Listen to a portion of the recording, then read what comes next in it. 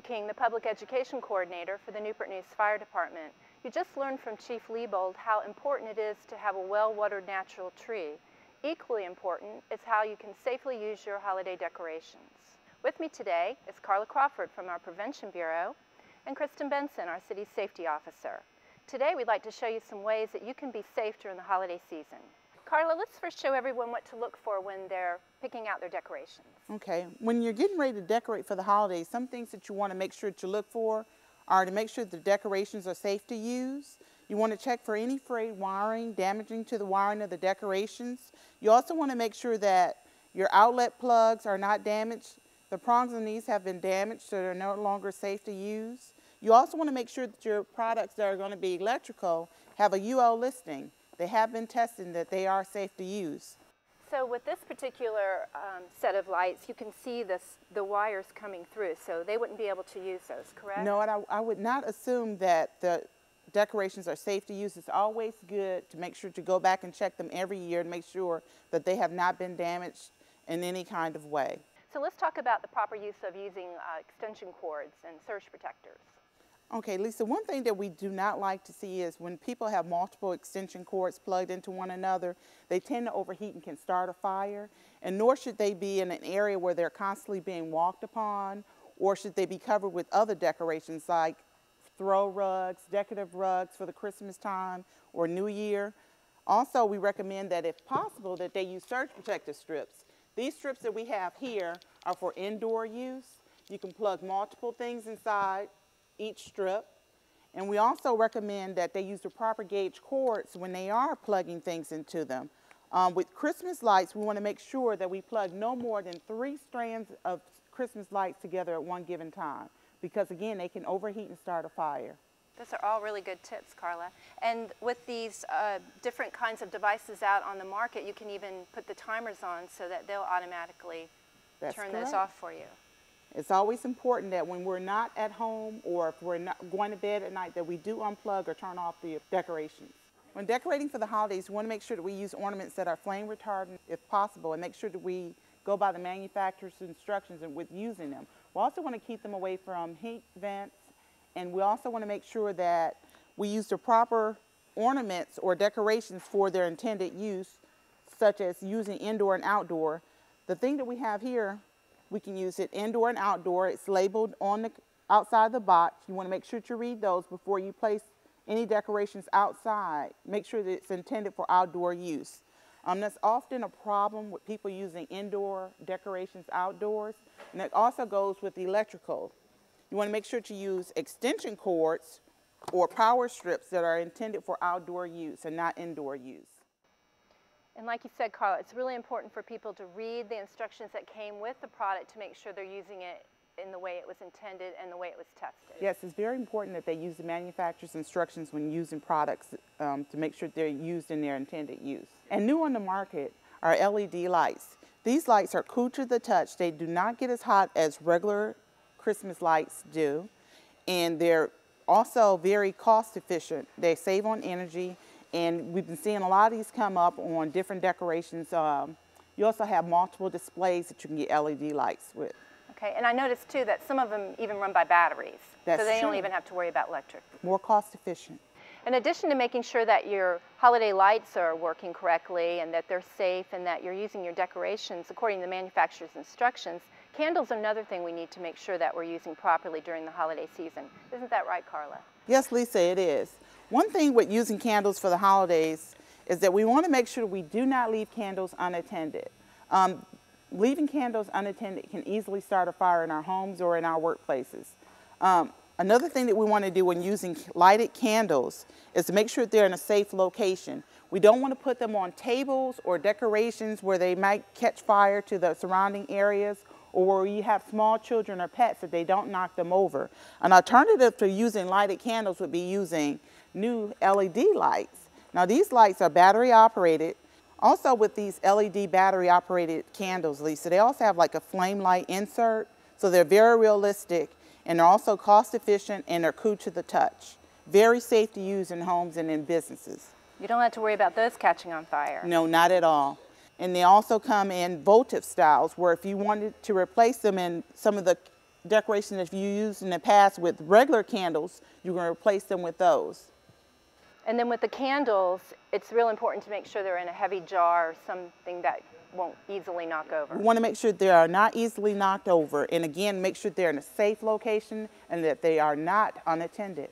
So after we're finished with our holiday decorations, we've opened our presents, what's real important is that we don't take our wrapping paper and put them in the fireplace. And I know that we had a lot of fires last year in Newport News from people disposing their ashes improperly after they've had a nice warm fire for the holidays by putting it in a plastic bag on a wooden deck. And what they really need to do is make sure that they have an approved metal container that they can put the ashes in to make sure they're cool before disposing of them. That's right, Lisa. And they also want to make sure they get their fireplace checked annually, make sure that they're safe to be used and that they've also been properly cleaned. So with these holiday tips that we've just given people, I think that they could have a safer holiday season.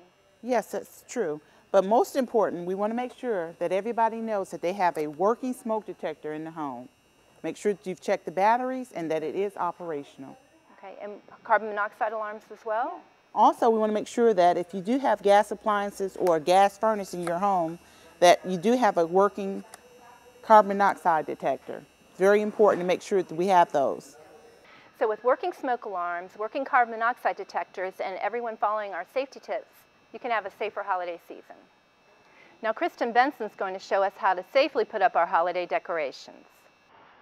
I'm Kristin Benson, Safety Officer in the Office of Self-Insurance for the City of Newport News. We oversee the employee safety and health programs to keep our workers safe on the job, but we also think it's important for citizens to stay safe while they do tasks at home. One of the most dangerous things that you can do during the holidays is use a ladder to set up decorations or other work around your home. So what we want to do is give you a couple of quick safety tips on ladder safety to help keep you safer during the holidays. The first thing that you want to do before you use your ladder when you get it out of storage is inspect it, because it might not be in the same condition that it was in the last time that you used it. So some of the things that you want to look for are damage and corrosion to any of the parts. And you want to pay particular attention to the rungs and make sure that no grease or oil or other slippery liquids have dripped onto the rungs that could cause you to slip the first time you use the ladder. So carefully inspect it and look for any damaged parts prior to using it.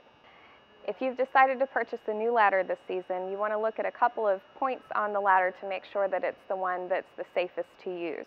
And the first thing you want to look for is slip-resistant pads on the bottom so that when you place the ladder, you know it's going to stay in that position if you have a solid footing. Another thing that you want to look for is just to make sure that there's no damage that's occurred to the ladder in the store. Something else that you want to look for is the load rating on the ladder and make sure that it's of an appropriate weight for you and any materials that you might be carrying on the ladder itself. So for example, this ladder can hold up to 225 pounds, so that's your weight plus the weight of any materials that you're carrying with you when you're using the ladder. Another important thing that you want to look for on the label is an OSHA and ANSI designation. OSHA is the Occupational Safety and Health Administration. That's the rules that we follow here in the workplace for safety. So if you see that and you also see the American National Standards Institute designation, then you know that this ladder is made up to par and up to current standards. The next thing that's important to pay attention to is the placement of your ladder so that it doesn't tip over while you're using it. You want to make sure that you have a solid footing. You want to look out for any kind of loose ground, gravel, rocks, things like that, things that could cause the ladder to shift and move when you actually get on it. You also want to make sure if you're using an extension ladder that whatever you have it placed up on is supporting it and it's appropriate to put the ladder in that location.